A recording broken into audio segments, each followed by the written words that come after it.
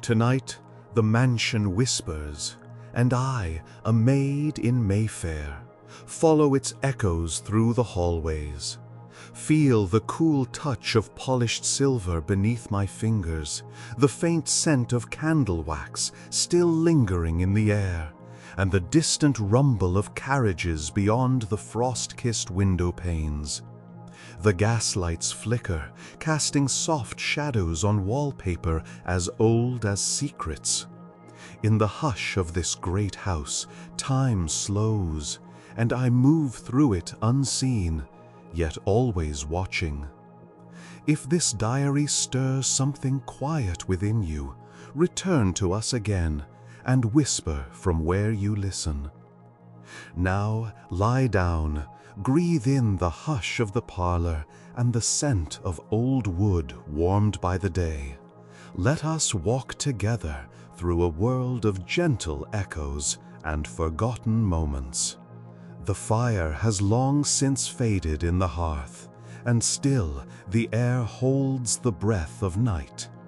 I rise before the city, before the lady, before the cook even stretches in her narrow bed below the kitchens.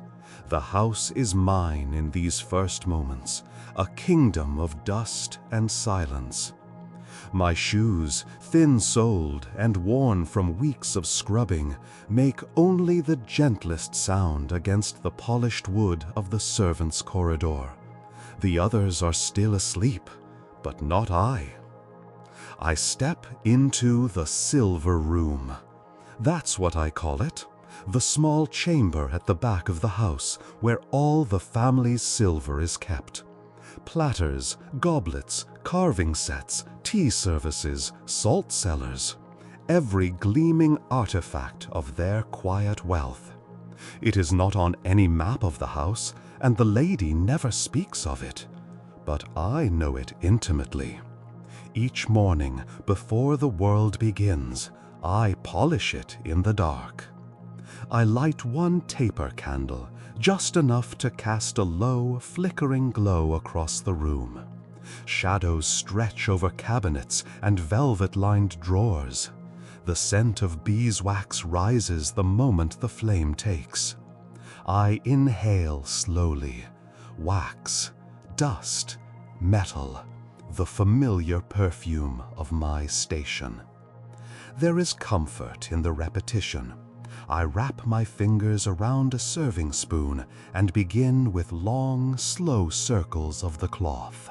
Always the same cloth, soft, slightly frayed at the edge. It belonged to my mother once, though no one in this house knows that. The first reflection appears, my own face, distorted in the bowl of the spoon, pale from candlelight, eyes still puffy from sleep. A smudge of soot on my chin from the fire I tended just before dawn yesterday. I look like a ghost moving through a museum.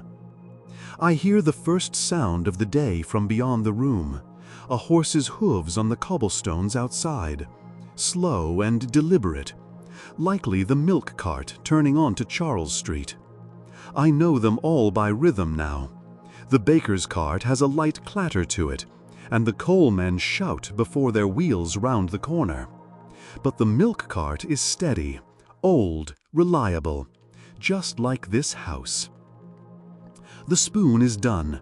I set it gently on the velvet-lined tray and reach for a three-pronged fork with an ivory handle. I polish in silence, though my thoughts rarely are.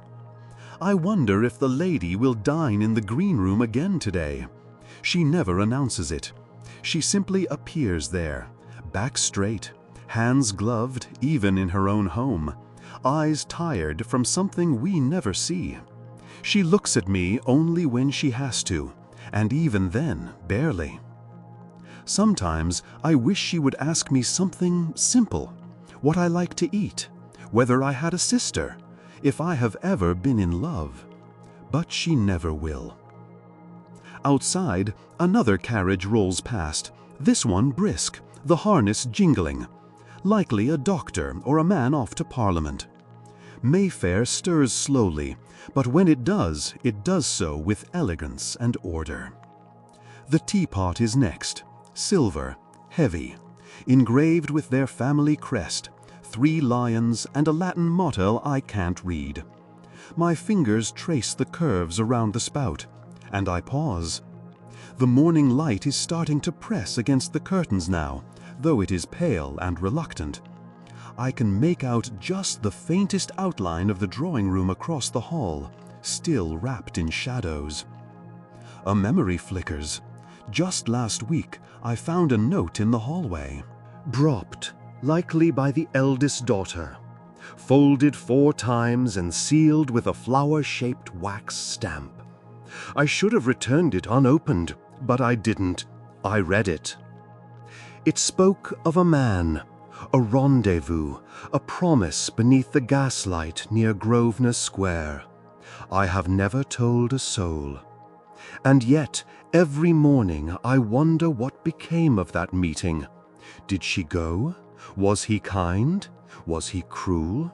Did she wear the pale blue dress with the lace collar, the one she always touches when no one's watching? Perhaps I'll never know. But sometimes, when I polish her goblet, I imagine it was a love that lasted. The clock chimes 6, a low, mellow sound from the hallway, muted by the carpets and the closed doors.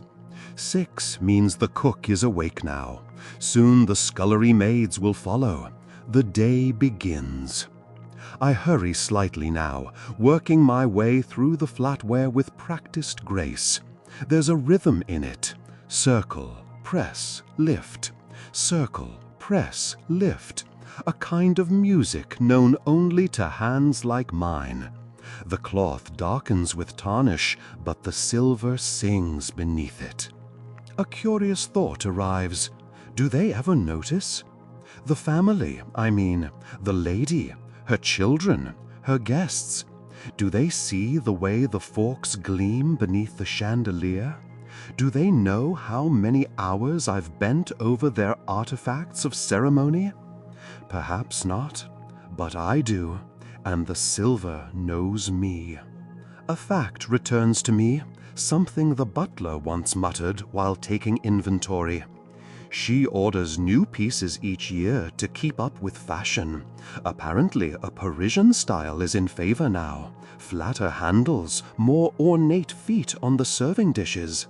He scoffed when he said it, but I thought it beautiful. I wonder what next year's set will look like. Perhaps I'll be allowed to unwrap them from the straw and brown paper, as I was last spring. A floorboard creaks above me, likely the youngest boy.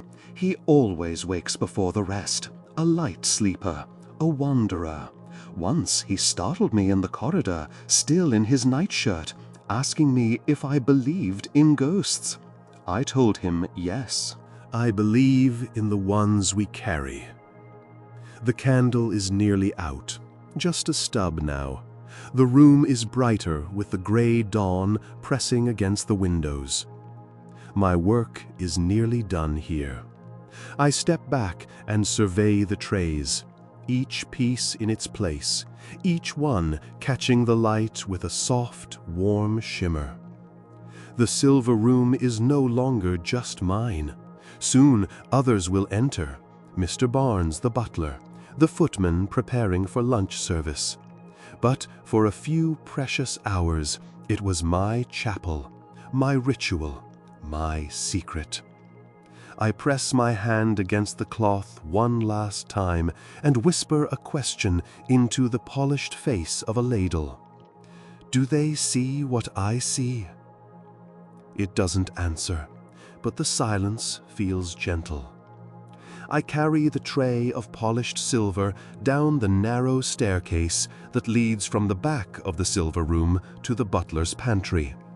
My fingers grip the edge with care, knowing well the reprimand I would receive if a single piece were to rattle out of place.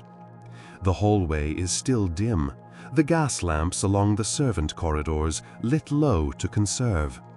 I know each creak in the floor, each ripple in the carpet runner where the edges curl from age. My steps are practiced, silent, sure.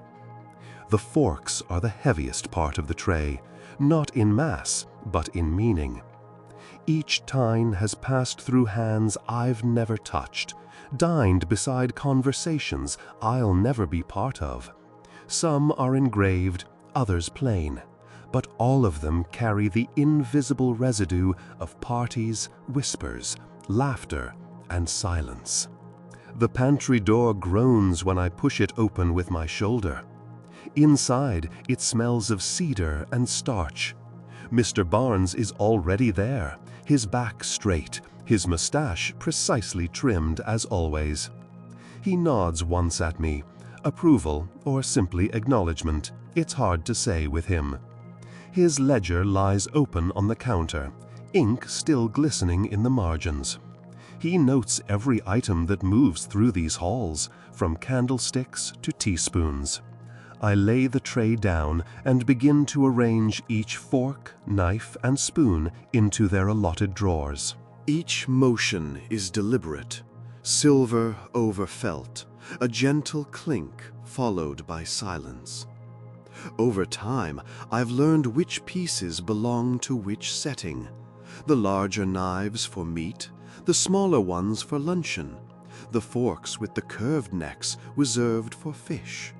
I wonder, idly, how many guests could truly tell the difference, or care. Mr. Barnes clears his throat behind me.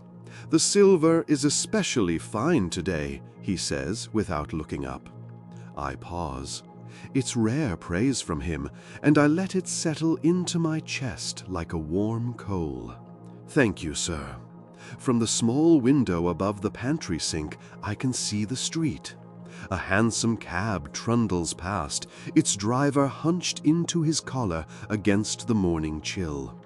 Beyond that, the row of brownstones wears a fine coat of fog, the kind that blurs the edges of the world.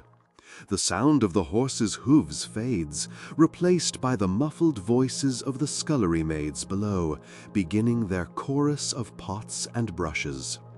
Back upstairs, the household begins to stir in earnest. I return the polishing cloth to my apron pocket and make my way to the green dining room, where breakfast will soon be served. It is not my duty to prepare the table, that falls to the footman, but I'm often called to assist when the morning staff is stretched thin. The room is beautiful in its own way, though it always feels a little cold to me. Green damask drapes frame tall windows that filter in watery light, and portraits of dead relatives gaze down from above the marble fireplace, their expressions varying between stern disapproval and faded indifference. The long mahogany table dominates the room. It reflects the chandelier above like a shallow pool, still and dark. I run a cloth along the edge, catching a streak left by a hand or elbow. The footmen are bringing in the china now, delicate bone-white cups rimmed with gold, plates painted with roses and violets. One of them, Thomas, gives me a small smile as he passes. We are not supposed to fraternize. But the house is full of secrets, and I've learned to cherish the small kindnesses that slip through the rules. The story I once heard from Cook drifts back to me. She said that in 1840, when Queen Victoria married Prince Albert, silver cutlery became a symbol of status among the rising middle class. Those who couldn't afford full sets would rent them for occasions, just to appear more genteel. I wonder if the forks I hold today ever belonged to a less permanent life, passed from table to table before settling here. I run a finger along one of them. The weight is solid, but there's a delicate bend to the handle that always catches the light. The lady favors this one, I've noticed. She doesn't eat much at breakfast, usually toast with orange marmalade and a soft-boiled egg. But her fingers always reach for this same fork. I don't know why. Perhaps it reminds her of something or someone. I hear voices in the hallway, young, female, cheerful, the daughters. Their footsteps are light, like skipping notes in a song. I lower my gaze and step back into the corner of the room. One of the footmen opens the door for them, and in they come in a flurry of silk and perfume. The older one barely glances at the table. The younger, however, pauses as she takes her seat, her eyes skimming over the forks with a fleeting look of pleasure. She notices. My heart tugs a little at the thought. "Is this the new marmalade from Harrod's?" the older daughter asks, spreading it across her toast without waiting for an answer. The butler appears now, announcing the ladies' arrival. She enters with quiet authority, her gown a deep burgundy that rustles like fallen leaves as she walks. Her eyes are heavy-lidded, her expression unreadable. She nods once to her daughters, then sits. A maid pours her tea. I do not speak. I drift back into the servant hallway, my part in this moment finished. But my mind lingers with the forks, with the weight of them, with the strange intimacy of having touched what they touch without ever being seen. Downstairs, the copper pots are being scrubbed, and the fire in the main hearth is being rebuilt. The smell of coal and burnt toast wafts through the lower corridors. I lean briefly against the cool wall, allowing myself a moment to breathe before the next task calls. They will dine again at noon. New plates, new forks, new stories I'll never hear, only clean the traces of. And yet, in every glint of silver, I see them all. The drawing room is still cloaked in shadows when I enter. The servants are not to disturb this room until the family has left for their daily affairs. But Mrs. Whitlow made an exception this morning. "A smudge on the candelabra," she said in passing, which means an inspection is due. The ladies' eyes miss little, but Mrs. Whitlow misses less. I bring a cloth and a bottle of oil scented faintly with lavender. It is meant to polish brass, but the scent covers the smell of wax that lingers in this room, a smoky sweetness that reminds me of late evenings, extinguished candles, and whispered conversations after dinner. The great chandelier overhead holds 100 wax arms, each once lit, each now blackened at the tip. The air still tastes of last night's smoke. Someone must have hosted a private gathering. I wasn't on the evening rotation, so I don't know what it was for, but the scent gives it away. 10, perhaps 15 candles, maybe more, burned long into the night. The wax has cooled now, leaving delicate drips hardened in mid-motion, like frozen tears down the polished brass. I approach the nearest candelabra and begin to clean it. The cloth catches on an edge of wax, and I chip it away gently with my fingernail. The wax crumbles softly onto the rug. I pause, gathering it in my hand like tiny pearls. Even the mess in this house is elegant. A soft sound behind me, shoes on marble. I turn slightly. It's Mr. Barrett, the footman. He nods politely and walks on, tray in hand. He does not speak. We do not speak. But I've seen him in the reflection of the windows, smiling when he thinks no one watches. Once I saw him place a flower, just one, into a vase that didn't need it. A small act of rebellion, or maybe kindness. The silence in the drawing room is thick, but not oppressive. It is thoughtful, measured. It wraps around the furniture like the linen covers we use when the family is away in the country. Only the grandfather clock ticks faintly in the corner, marking time in a slow, measured rhythm. Above the mantel, there is a portrait of the lady's mother. The eyes follow me as I work, or so it seems. Painted in 1822, I've heard. A lace collar, a pale silk dress, hands folded at the waist. She has the same quiet gaze her daughter carries now. I wonder what she would have thought of me. I wonder if she knew the name of the girl who polished her candelabras. The brass is warming now under my cloth, catching the dawn light.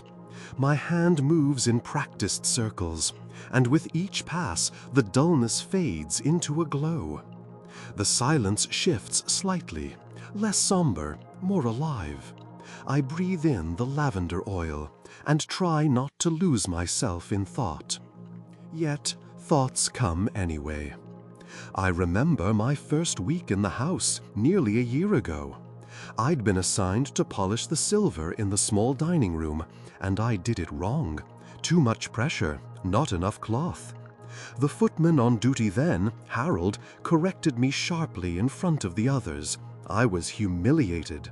But later that evening, Mrs. Whitlow placed a new cloth in my hand and said, "Use this one instead," and slower. It was the first kindness I had received here. Now I am the one others look to for technique.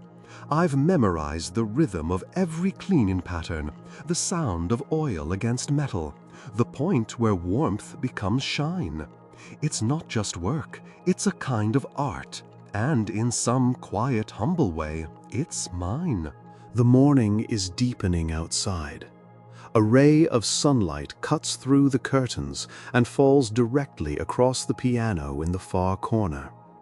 The keys catch the light like tiny teeth, untouched since last night. I wonder who played it. I have never heard the family play. Music comes from the upper floors sometimes, faint and private. But this room is too formal for real joy. It is for appearances, for display.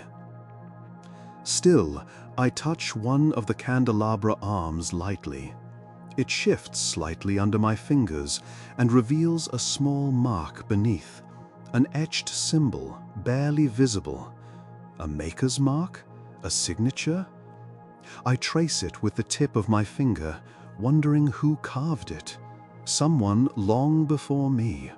Another pair of hands, another quiet worker in a house of voices. The lady enters without warning. I straighten, immediately lowering my gaze. She crosses the room in silence, her footsteps cushioned by the thick rug. She does not address me. Instead, she walks to the piano and rests her hand on it just for a moment. Then she turns and leaves as quietly as she came. I do not breathe until I hear the door click behind her. My hands tremble slightly as I return to the candelabra. Not from fear, but from something else, an ache I can't name. She is so close, and yet so distant. Her world is made of fine things, of carriages and callers, of letters written in rooms I'll never enter. And yet she paused here, in this silence I tend to. She paused and touched the piano, as if searching for something she'd once known. I finish the last arm and wipe the base clean of wax. The brass glows now, soft and gold. I gather my cloths and bottles, wrap the wax bits in a scrap of paper, and turn toward the door. Before I leave, I glance once more at the portrait above the mantel. The painted eyes seem softer now, as if the silence has passed through them too. In the hallway, the house is waking fully. Doors opening, voices rising, footsteps hurrying. But here in the drawing room, wax and silence have done their work. The room gleams quietly behind me. The long corridor leading to the parlor is dim, though daylight has begun to seep through the sheer lace curtains that dress the tall windows. Dust motes dance in the golden slivers of sun, swirling as I pass, as if stirred by secrets. This corridor, lined with velvet drapes and oil paintings, is where whispers go to hide. I know this because I hear them, early, often, and always when no one thinks I'm listening. Today, I am tasked with drawing open the curtains in the east wing. The lady likes the rooms flooded with morning light, though she rarely enters them before noon. Still, they must be prepared, as if she might arrive at any moment, dressed in silk and silence. I begin with the music room. The air here is still cool, untouched. I pull the heavy velvet curtains apart, and light floods the patterned carpet. The faint smell of roses lingers, perhaps from the vase left on the mantel yesterday. I inhale it quietly, letting it mix with the must of old wood and polish. This room is filled with echoes, laughter, argument, music. Once, as I dusted the pianoforte, I heard the lady's eldest daughter whisper through clenched teeth, "He won't come tonight. He's changed his mind." I had no idea who she meant, nor did I dare glance up, but the curtain beside her trembled with the weight of her disappointment. The parlor is next. The curtains here are heavier, darker. I have to stand on a small stool to reach the brass ring that pulls them aside. As the light enters, it slices across the floor in ribbons, falling over a chaise longue and a small writing desk near the window. On the desk is a single sheet of paper, folded.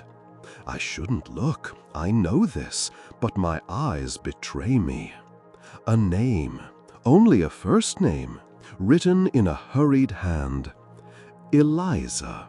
No surname, no address, just a name and a curl of ink beneath it, as though the writer hesitated. I imagine a man, glove in hand, eyes soft with regret or longing. Or perhaps it's nothing at all. Perhaps it is just a forgotten list, or a half-drafted letter never meant to be sent. Still, my heart lifts for a moment, warmed by the idea of longing, living quietly on this desk. I finish with the curtains and smooth the fabric so no crease is visible. Then I return the stool to its corner and glance once more around the parlor. In the far mirror, I catch my own reflection. I am not as invisible as I feel. My apron is clean, my sleeves rolled precisely, my hair pinned tightly beneath my cap. Yet the woman in the mirror looks older, or perhaps only more tired than she ought to at this hour. A sound draws my attention, the creak of a door, then murmuring voices. Not the servants, these are higher tones, refined, male. I press myself gently to the wall beside the doorway. Behind the curtain, I just released a sliver. I do not move. Two of the men from yesterday's dinner party are speaking in the library, just beyond. Their voices reach me through the small hallway that connects the parlor to the library entrance. I recognize one of them, the Viscount, I believe, a friend of the lady's late husband. "I told her it's no place for sentiment," one says, frustration in his voice. "She's young," the other replies. "Let her dream a while longer." "A while longer, and she'll ruin herself." Footsteps follow, the sound of a decanter opening, the clink of crystal against crystal. I remain still. Their conversation fades, but the tension remains in the air like smoke. So much of this house lives in the unseen, behind curtains, between footsteps, in paused letters and murmured confessions. We, the servants, become part of the architecture, unseen by design, yet always near. We know more of the house than the family ever will.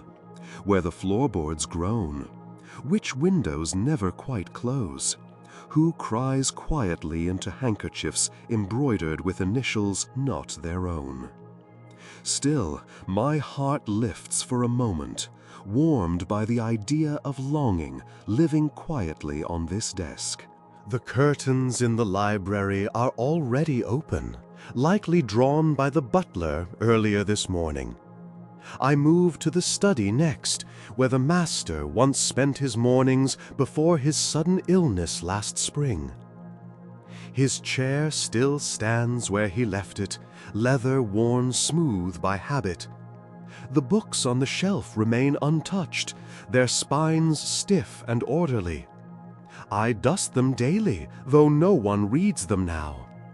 Yet once a week, the lady comes here alone and sits in his chair for exactly 10 minutes. Never more, never less.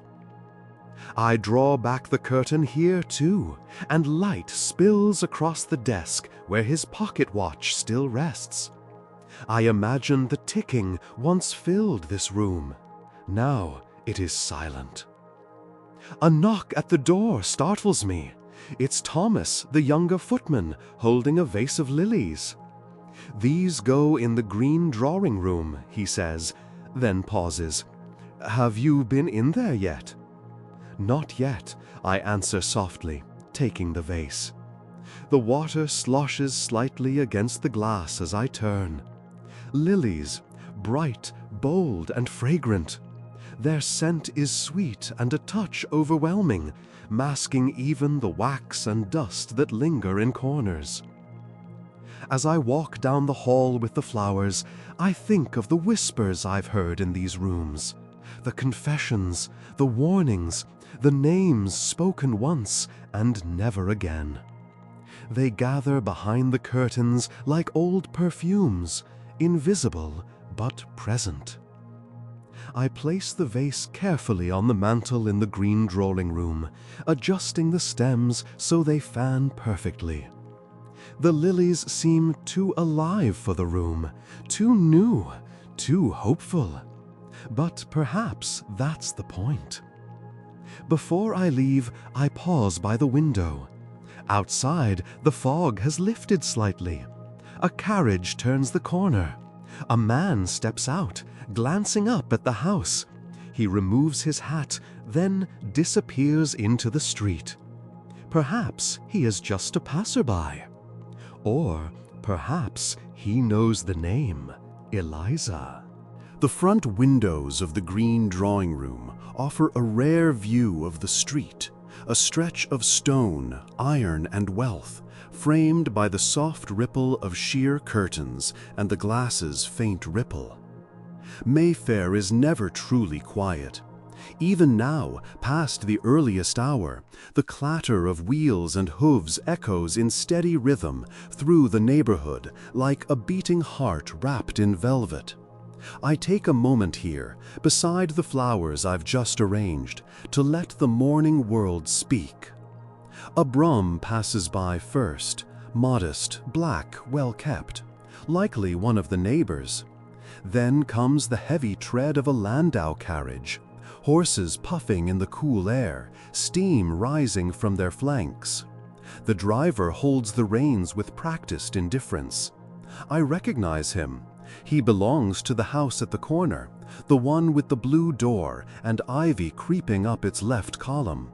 The woman who lives there rarely goes out, but when she does, she wears veils so dark you can see nothing of her face. The carriages are constant here. The lady receives callers most afternoons. Men with high collars and stiff hats, women with parasols and embroidered gloves, each one stepping carefully down from a cab, as if afraid to touch the ground too firmly. Some bring news, others bring favors, but all of them bring the weight of expectation. I do not greet them. That is the footman's role. I only watch from windows as I polish brass knobs and arrange vases. I see the hesitation in a gloved hand, the tightening of a jaw, the way a woman's eyes flick toward the window before she lifts the knocker. These are the moments I collect. Today, there are more carriages than usual. Something is happening, though I have not been told what. I count 4 in the last half hour, all of them stopping, all of them unloading men with papers and serious faces. One even carried a boy, perhaps no older than 10, clutching a parcel in his arms and blinking hard into the sunlight as if it surprised him. I imagine his story. A message from the country? A late inheritance? A scandal needing swift arrangement? These houses, these halls, they thrive on speculation. I'm careful not to let my mind drift too far into fantasy, but it's hard not to invent when everything around you is spoken in whispers and half-glances. Downstairs in the front hall, I hear the rustle of coats being taken, the low voices of introductions, and the occasional sound of a walking stick tapping marble tile. I step back from the window, careful not to be seen, and retreat down the servants' corridor to the side stairwell. From here, I can listen without watching, and sometimes that tells more. I pass by Cook, who is busy scolding a scullery maid for bruising the apples. Her voice carries, rough and sharp, but I hear the worry behind it. She's stressed, and that means company is expected for lunch. In the butler's pantry, Mr. Barnes is adjusting the decanter tray, polishing the crystal with unusual care. He glances up as I enter, then gestures to the cabinet.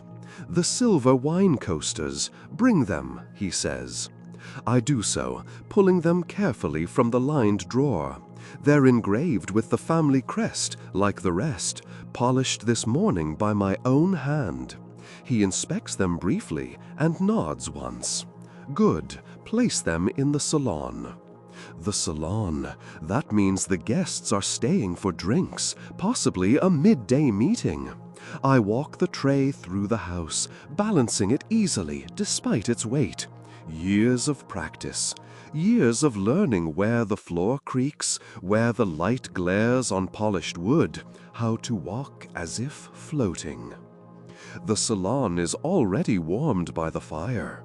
The curtains have been drawn to let in the pale sun, and the room glows gold and green. I place the coasters gently on the side table near the armchairs, aligning them just so. On the mantel above, the lady has placed a letter unopened. The wax seal is still intact, deep red, bearing the mark of the crown. My breath catches for a moment. That kind of seal doesn't arrive often. I hear footsteps behind me, and I straighten at once. The lady enters. She does not startle. She only lifts her eyes and says, "Leave it." I curtsy and step backward, silent.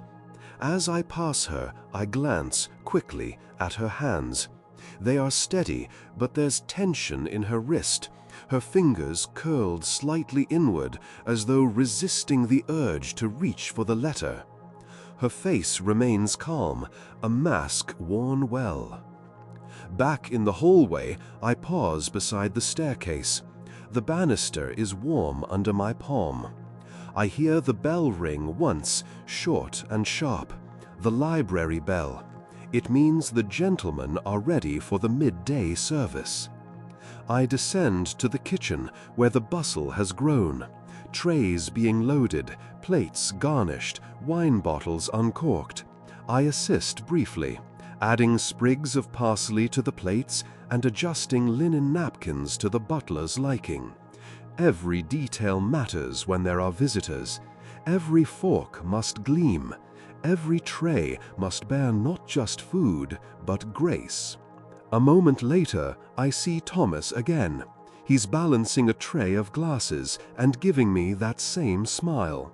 He doesn't speak, but his eyes say something else.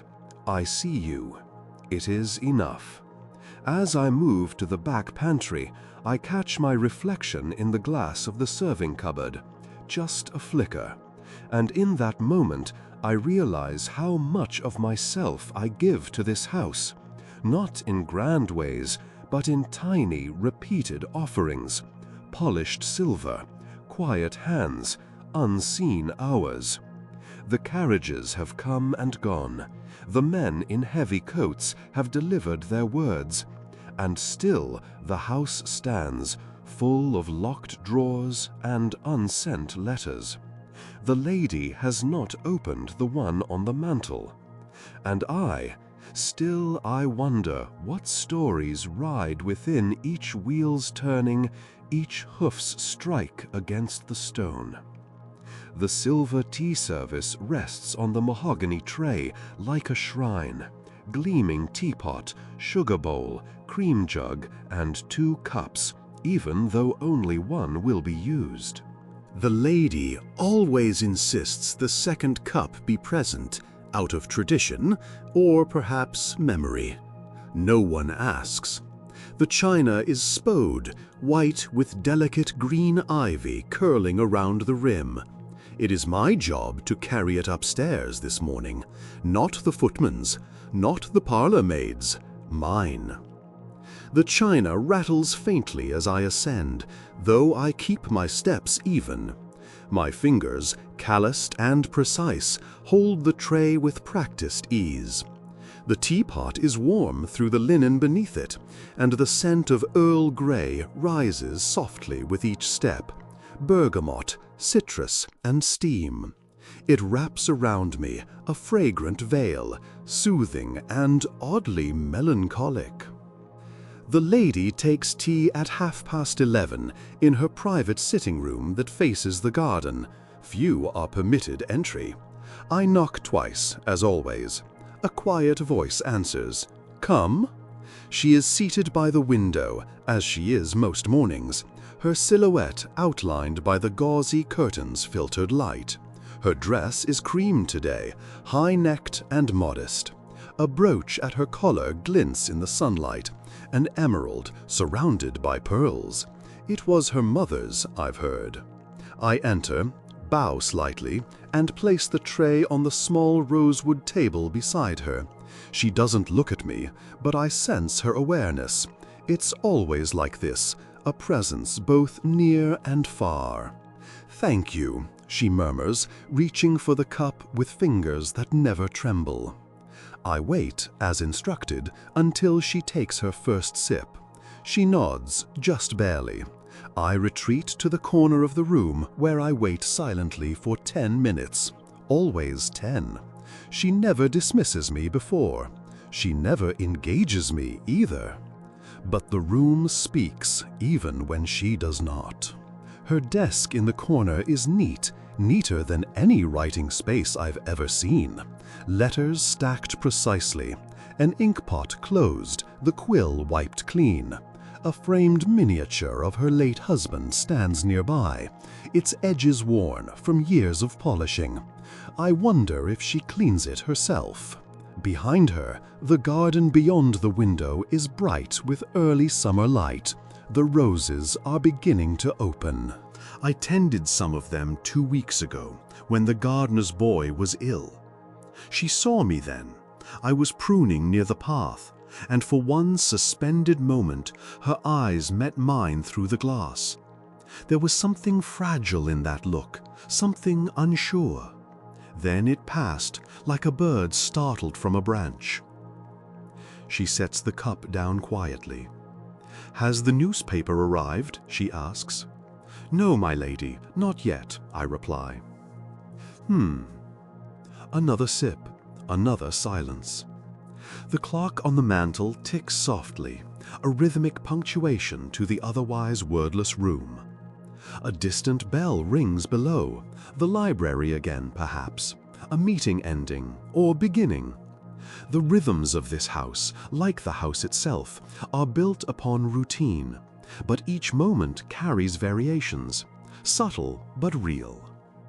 She reaches for a small envelope resting beside her saucer.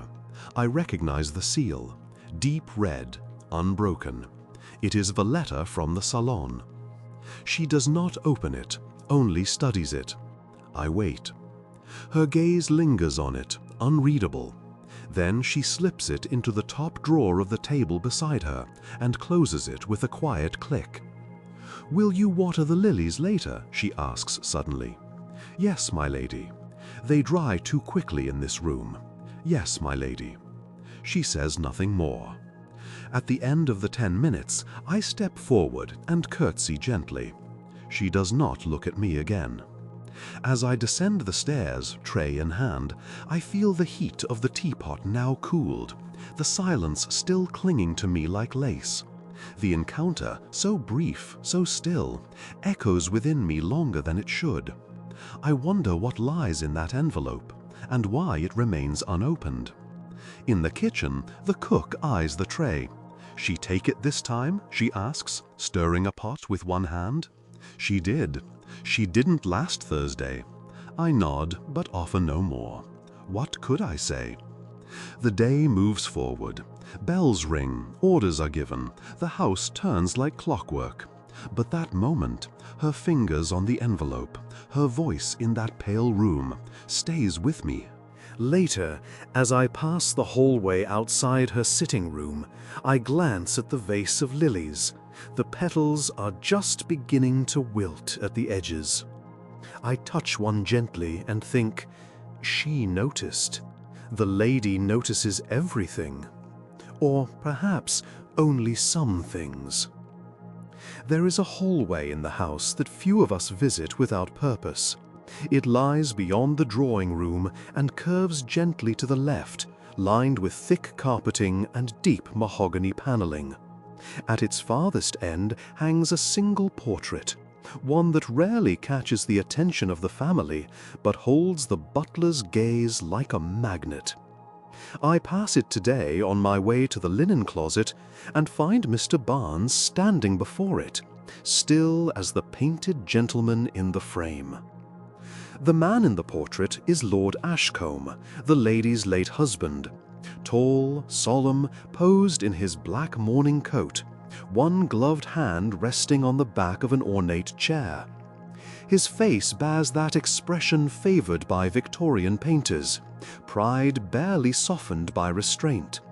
The background is stormy, the suggestion of power and importance. But there is something else there too, something searching.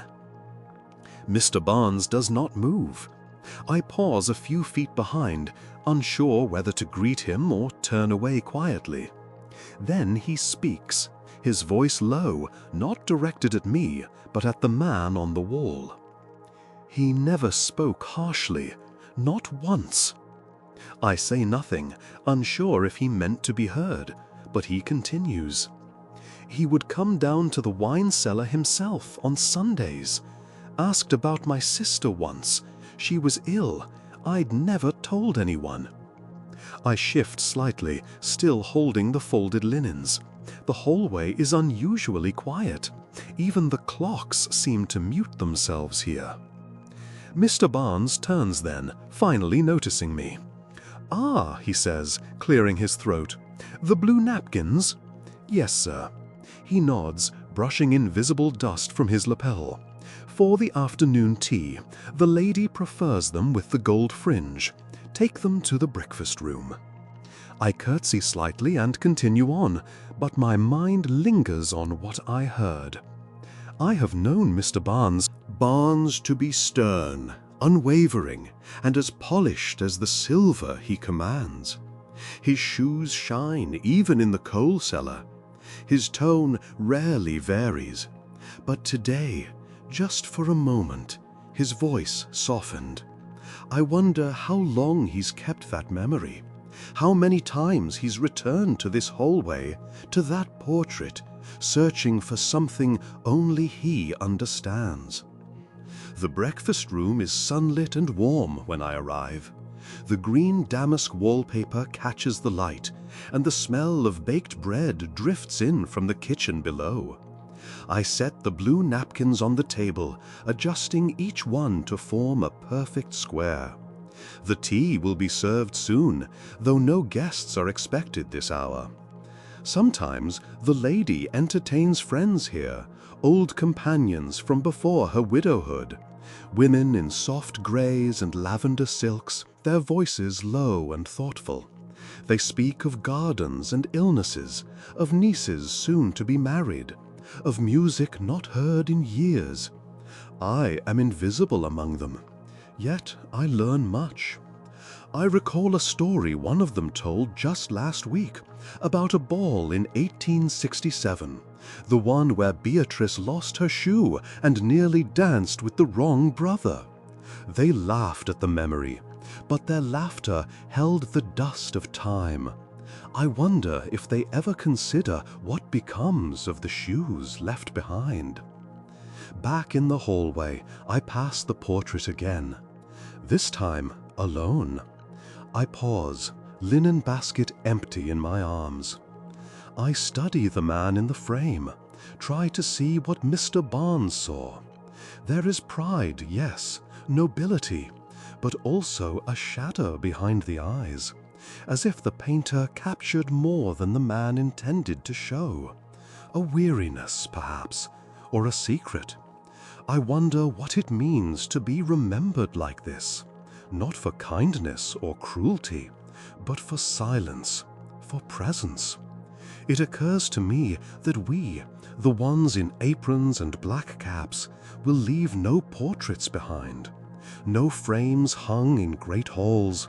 Our likenesses will vanish with time.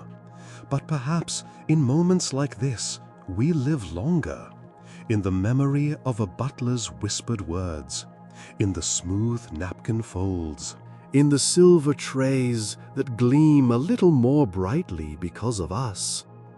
As I turn to go, a thin shaft of light falls across the floor, landing precisely on the portrait's frame.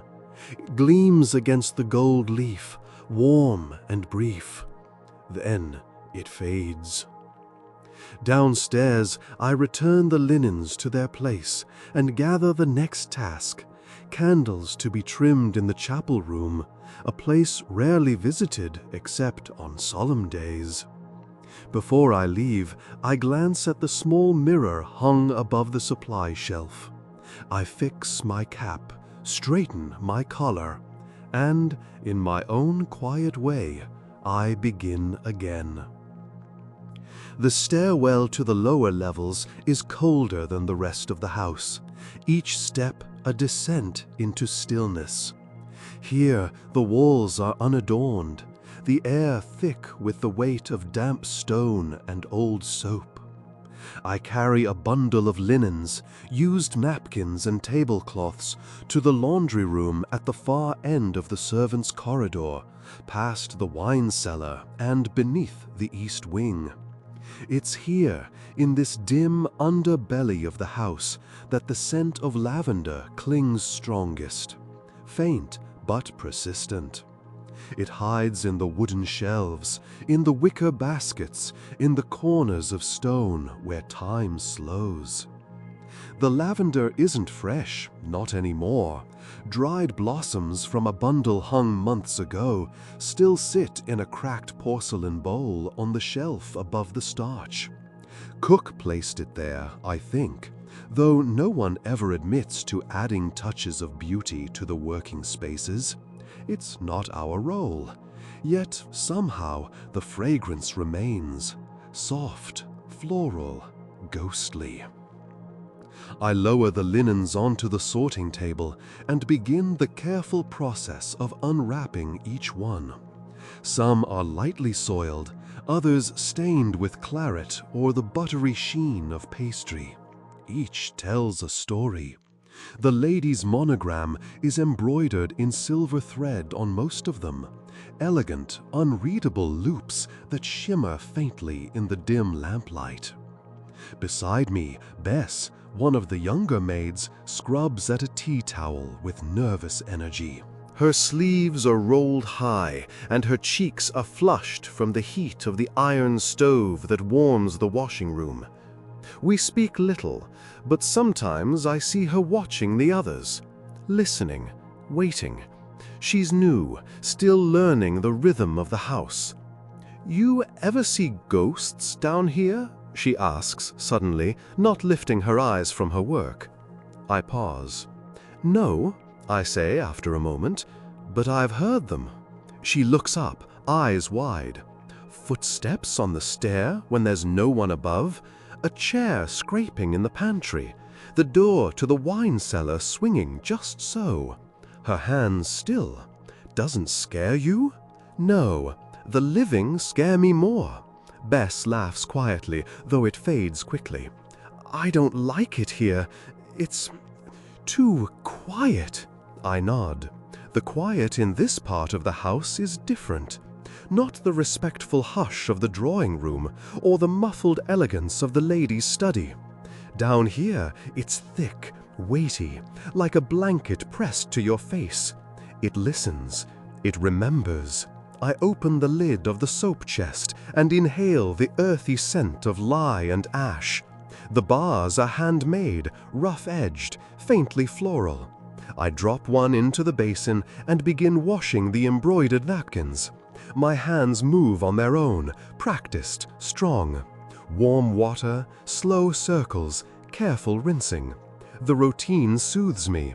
It always has. A memory surfaces. My first week in service, assigned to scrub a tablecloth stained during a dinner I never witnessed. I remember how I cried quietly when the red wouldn't lift from the fabric, sure I'd be dismissed. But an older maid, a kind soul named Elsie, showed me how to use lemon and salt. She's gone now, married to a carpenter and far from this house. I wonder if she remembers me. I place a clean cloth on the drying rack and move to the next. The cellar groans softly above us, old beams settling, pipes expanding, or something else. There's a door at the far end of the laundry room, one that leads to a small storage space, rarely used now. I open it to retrieve a fresh basket, and the scent of lavender hits me stronger there, preserved in the darkness. Inside, a single jar sits on a shelf, sealed and dust-covered. Inside the jar, dried petals, pale and brittle, like time caught in glass. I lift the jar gently and bring it back to the table. Bess watches me with curiosity. "What's that for?" she asks. "Nothing," I say. "Everything." She wrinkles her nose, but says nothing more. As we work, the bell rings once, soft and distant. A call from upstairs. Bess dries her hands and hurries off. I stay behind a moment longer, laying out the last of the linens, smoothing each one with slow, steady hands. I like this room, for all its gloom. It holds the forgotten work, the labor that makes the beauty upstairs possible. The crisp napkins, the shining sheets, the lace curtains kissed by lavender. We are never seen doing it, but we are always present in the results. Our care is folded into the corners. Our silence is stitched into the hems. Before I leave, I take a pinch of dried petals from the jar and crush them between my palms. The scent blooms, light and faintly sweet. I press my hands to my face and breathe deeply. Outside, in the corridor, the gaslight flickers. A draft whistles gently beneath the door to the wine cellar. I do not hurry.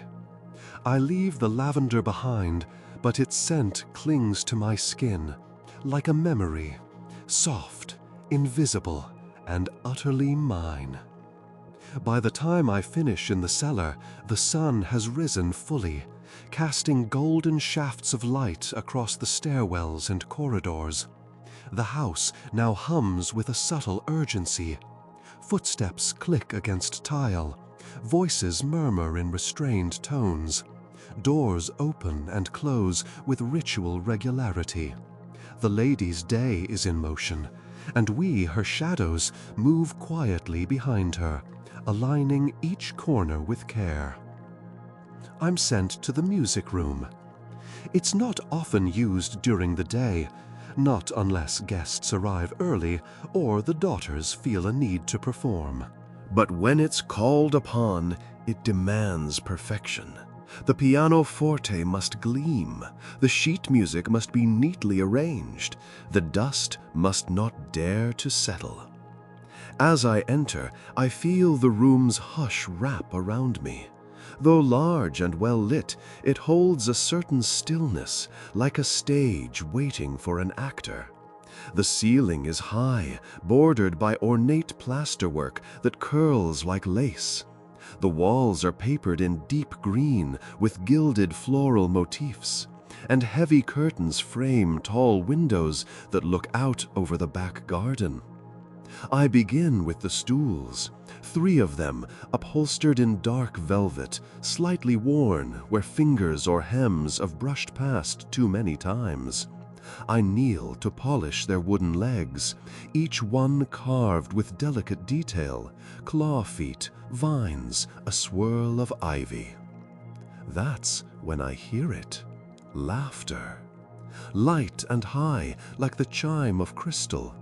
It echoes from the hallway and grows louder. The door to the music room swings open, and the 2 daughters enter in a flurry of skirts and whispered amusement. They don't see me at first. I've instinctively stepped behind one of the tall-backed chairs, cloth still in hand. She lied, the older daughter says, clearly trying to contain her grin.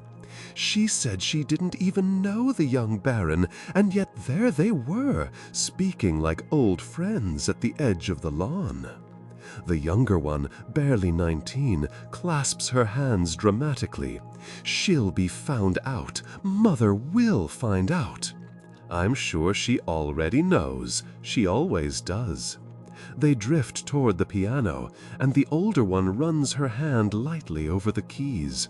A few soft notes rise, a brief, delicate scale, and then she sits, straightening her posture. "You play," she tells her sister, "and I'll sing."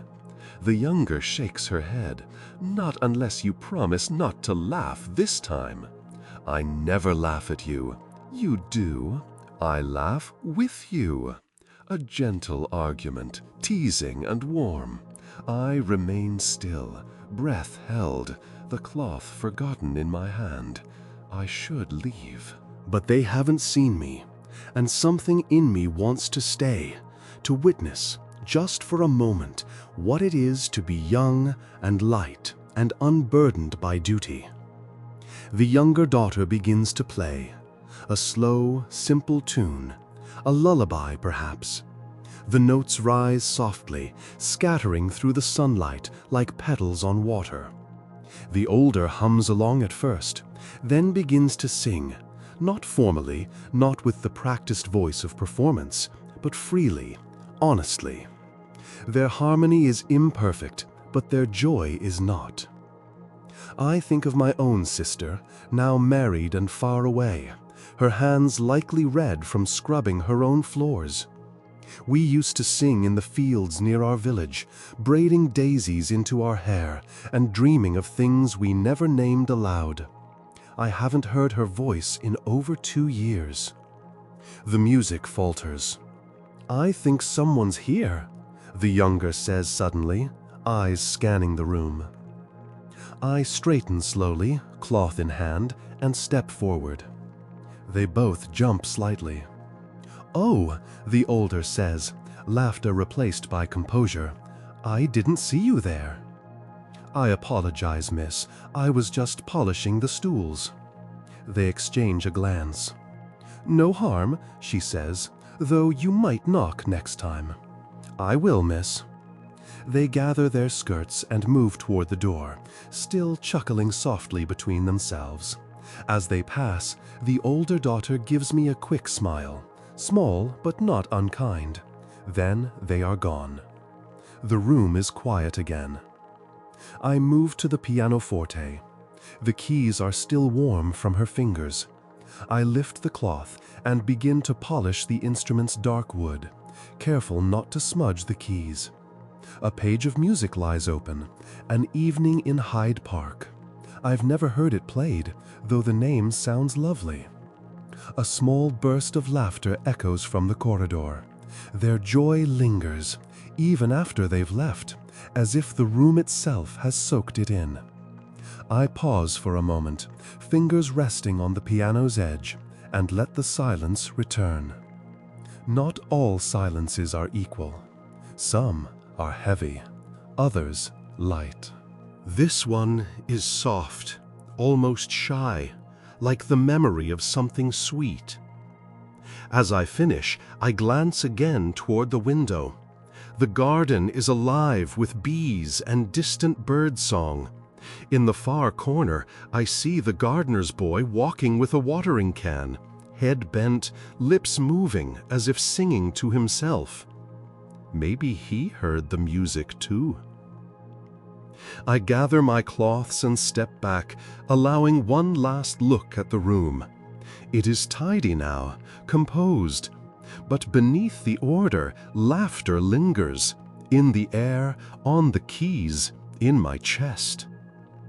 And as I close the door behind me, I wonder if the lady ever played, or if her song, too, was left unfinished.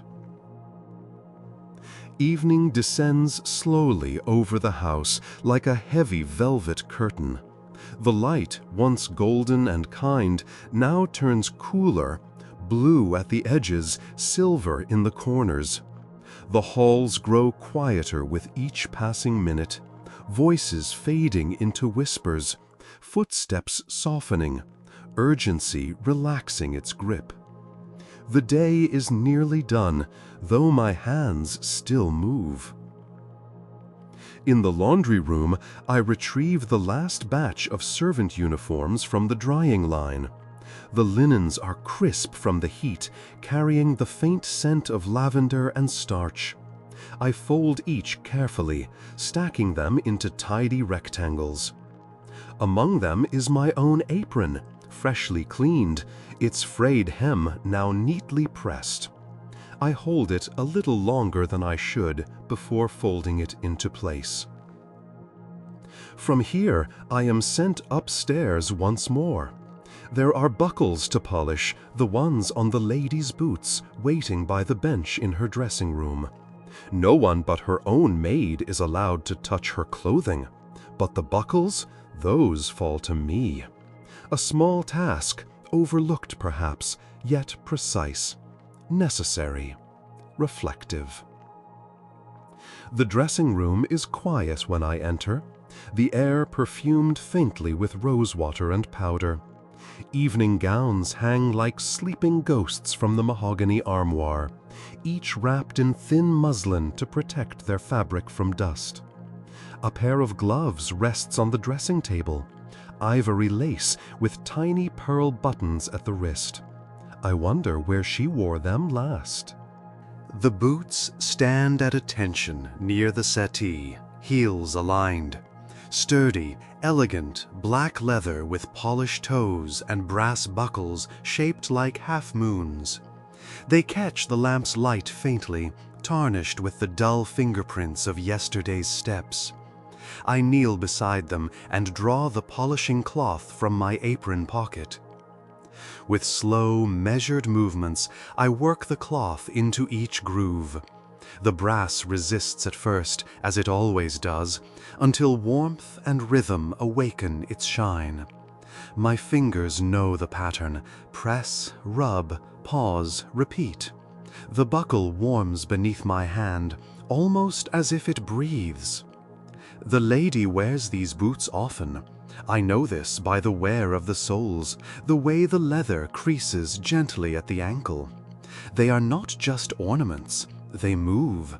They carry her through the house, through meetings, walks, worries. I wonder what thoughts accompany them with each step. I polish the second buckle, slower now. A small scuff near the clasp catches my attention. I rub gently, not to erase the mark, but to smooth it into memory. Every detail matters, even those no one sees. As I finish, I glance around the room. Her mirror, tall and full length, reflects the doorway, and for a moment my own image stares back at me, kneeling, hands smudged with polish, eyes shadowed with sleep. I rarely see myself in this house, not fully. I am most often a blur in the edge of someone else's vision. There is a knock, gentle, deliberate. It's her maid, Ruth, entering to prepare the night clothes. She nods at me and kneels beside the wardrobe, drawing out a soft blue dressing gown trimmed with lace. "She's retiring early tonight," Ruth murmurs. "Bad letter, I think." I nod, saying nothing, but the envelope returns to my mind, the one with the wax seal, still unbroken hours ago.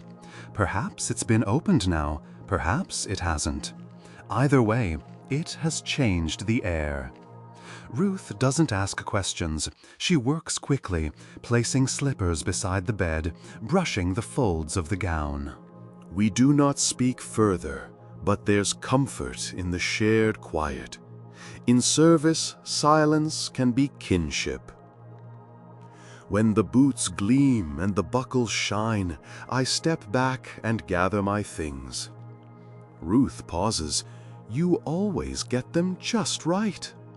"Thank you," I say softly, and then I leave. Outside, the corridor is darker now, lit only by the soft flicker of the gas sconces. Shadows stretch along the walls, and the floor beneath my feet groans in protest. The house, too, grows tired at this hour. Downstairs, the day's final chores are winding down. The scullery maids rinse the last of the plates. The butler records the wine usage in his ledger. Cook ties up her apron and mutters to herself about Sunday's menu. I pass through it all like a ghost, present but drifting. My tasks are done, yet I remain restless. There's one more thing I do before I end my day. I return to the silver room. It's dark now, save for the moonlight that slips through the window and paints the floor in quiet beams. I step inside, breathing in the stillness. The trays rest exactly as I left them this morning, untouched since breakfast. Each spoon and knife sleeps in its velvet bed. Each fork rests like a sliver of moonlight caught in metal. I light a single candle and let its small glow kiss the surfaces once more. The silver glints softly, as if remembering the day. The laughter, the silence, the scent of lavender, the unspoken words. I reach out and touch the last buckle I polished, the imaginary one, the one that clasps the entire day together. And in that moment, I feel the weight of it all. The unseen care, the unheard song, the unnoticed shine. The final buckle. Fastened, and with it the day closes. There is a staircase at the back of the house, one that few among the family ever use. It curves tightly behind the pantry and ascends in quiet spirals, connecting the servants' floor with the grand rooms above. Its banister is polished, though never by order, only from the passage of many hands, day after day. This is the stair that knows me best. I take it now, empty tray in hand, the hem of my apron brushing softly against the worn edge of each step. My feet land in their usual rhythm, heel, ball, toe. I've walked this path so many times that I no longer need light or thought to guide me. Each step creaks in a different way, a small language of wood and time. One sighs, one groans, one clicks like a tongue in disapproval. I know them all, and they know me. At the third landing, I pause. This is where the air changes, warmer, closer to the hearth above. The scent of roasted chestnut lingers faintly, though dinner was served hours ago. Somewhere far away in the dining room, crystal clinked and conversation murmured under chandeliers. I was not there, but I heard them. Always I hear them. On the wall beside the landing hangs a small window. It faces the side garden, where roses bloom against the stone wall, stubborn even in this early summer twilight. The glass is old, imperfect, its surface slightly warped. I glance through it and catch the flicker of the lantern near the kitchen door below. Someone is still out there, perhaps bringing in the last of the herbs. Or maybe it's the cat again, the ginger one that doesn't belong to us, but visits as if he does. I continue upward. The sixth step from the top has a dent, just enough to catch a toe if you're not careful. I've tripped on it before, long ago. Now my feet anticipate the flaw. It's strange, the intimacy of knowing a place through its imperfections. The floors that tilt, the hinges that squeak, the air that smells of damp when it rains. At the top of the stairs, the corridor opens like a secret. Dim sconces flicker along the walls. The oil in them is nearly spent. I'll be the one to refill them tomorrow. I always am. Here, the house is half asleep. The portraits on the walls are dark-eyed and dignified, watching from behind glass. I imagine they whisper to one another in the night, stories passed between frames. They've seen every version of this house. They've seen us all. I step quietly toward the linen cupboard, but stop as I hear something. A creak, not the usual kind, not the voice of a stair, but the hush of a door being opened gently. I wait. A figure moves through the corridor, a silhouette in a nightgown, candle held aloft, one of the daughters. She does not see me. Her eyes are lost in thought, her face unreadable. She disappears into the music room, the door closing softly behind her. I stand there for a long moment, listening. There is no music, just silence. I move again, returning the tray to its shelf and checking the lace cloths stored nearby. Everything is in order. Everything is always in order by the end of the day. As I turn back toward the stairs, I let my fingers brush the banister. I wonder how many moments I've stored here, how many sighs, quiet joys, passing thoughts have been carried by these steps. They are not grand, they are not polished for guests, but they carry the weight of lives. Sometimes I dream of a house that remembers me, a house that speaks my name when no one else does, a stair that creaks in welcome, a hallway that sighs with understanding. This stair does not need to speak. It knows me already. And tonight, as I descend once more into the hush below, the stair does not groan. It exhales, as if to say, "You were here." And I was. The house is nearly silent now. The bells have stopped ringing. The fireplaces are reduced to coals, barely whispering. Even the ticking of clocks seems slower, as though time itself is beginning to rest. The great rooms above have dimmed. The corridors no longer carry the rustle of silk, the hush of conversation. The hush has become whole. And yet I remain. I walk the back corridor with a lantern in hand, flame low and flickering. Its light casts tall, delicate shadows along the wainscoting, dancing with each of my footfalls.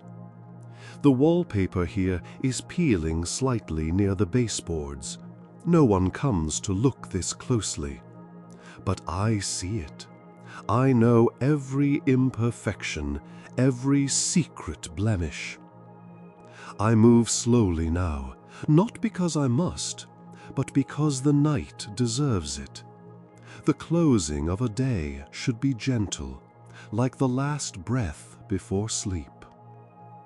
I stop by the library door. It is closed.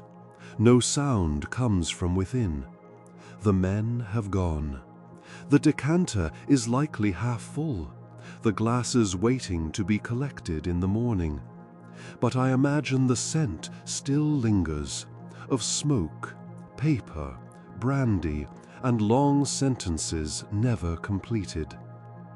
Further on, I pass the parlor.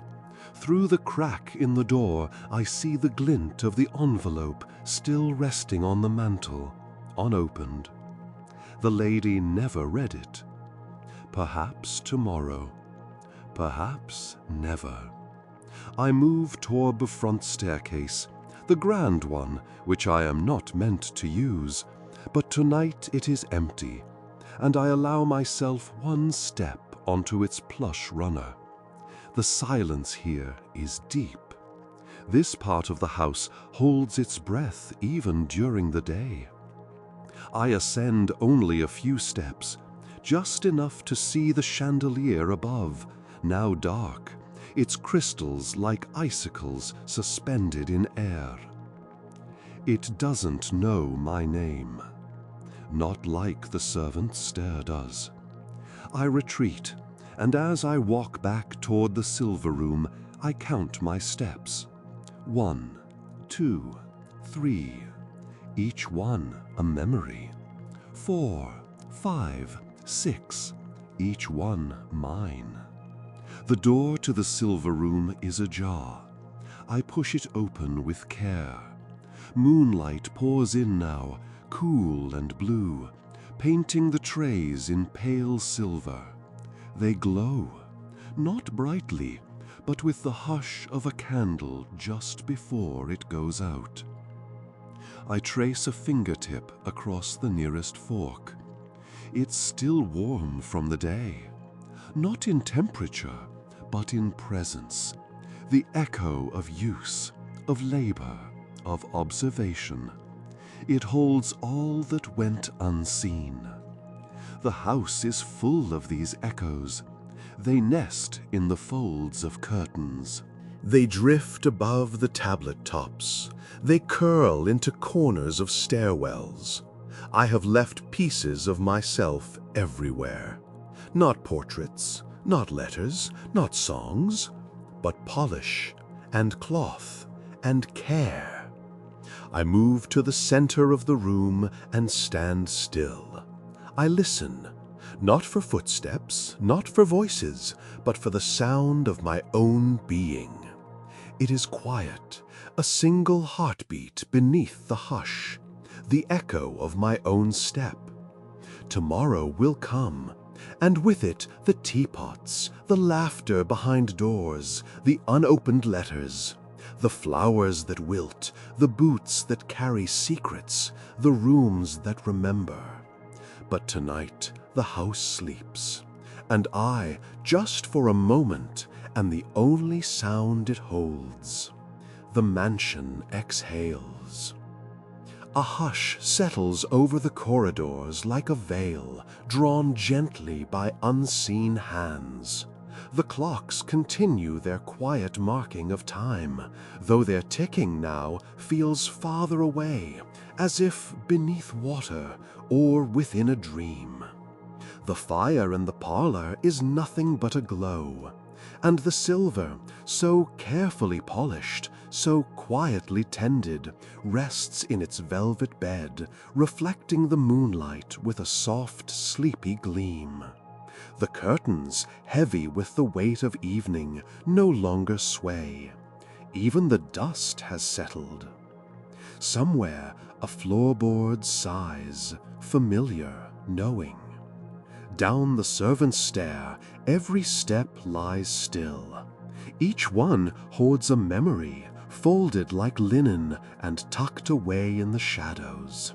The ladies' boots sleep by the bench, buckles faintly aglow in the dark. The lilies in the green room have drooped slightly, but their scent lingers, faint, gentle. You can still smell the wax, still feel the smooth brass, still hear the brushing of cloth against silver.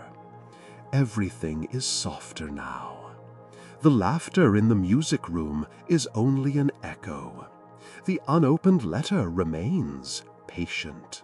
The house itself dreams. So close your eyes, traveler. Let the corridor fade. Let the weight of the day loosen. Let the hush wrap around your shoulders like an old shawl. The boots are shined, the candles trimmed, the silver rests, and so must you. Good night, time traveler. May your dreams carry the scent of lavender, the warmth of brass, and the whisper of a stair that still remembers your name.